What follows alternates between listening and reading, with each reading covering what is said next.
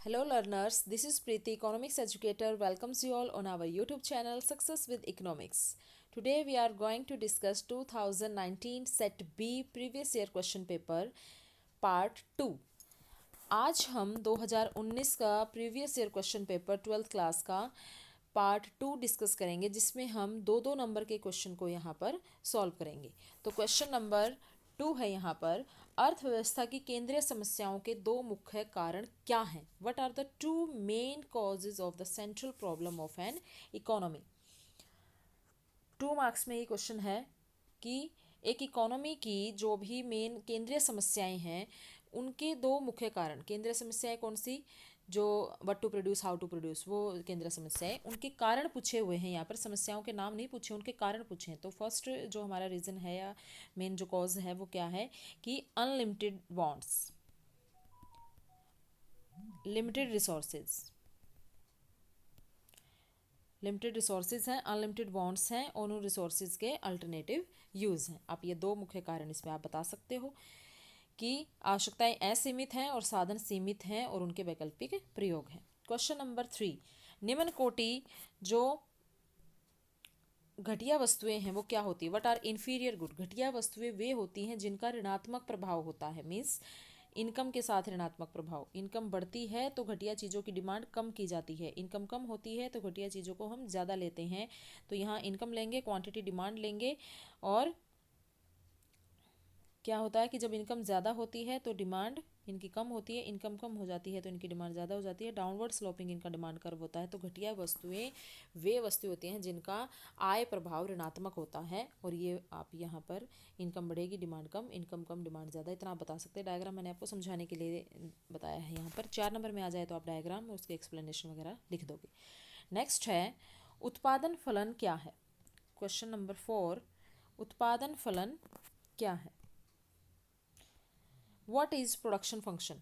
Production function क्या? उत्पादन और उत्पादन के कारकों के बीच संबंध को हम क्या कहते हैं? उत्पादन फलन कहते हैं। Production is the function of labour and capital, means उत्पादन और उत्पादन के साधनों के बीच जो हमारा फंक्शन है, फंक्शन मीन्स रिलेशनशिप है, वही क्या है? उत्पादन फलन है। आप ये इक्वेशन लिख के बता दोगे।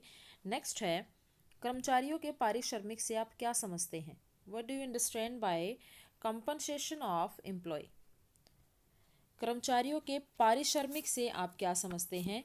यहाँ पर what do you understand by compensation of employ?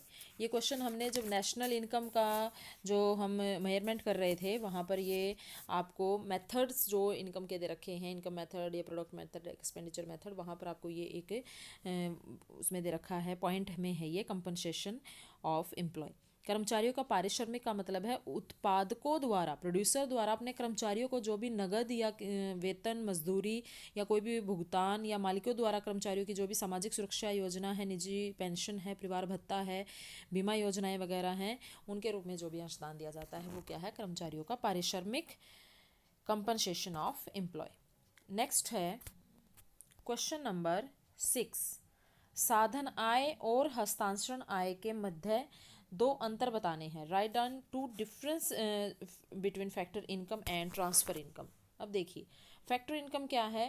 There are 4 factor of production: land, labour, capital, entrepreneur. Land को हम क्या देते हैं बदले में? रेंट। लेबर को wages, capital rate of interest, and entrepreneur profit. तो ये सब क्या है? ये फैक्टर इनकम है।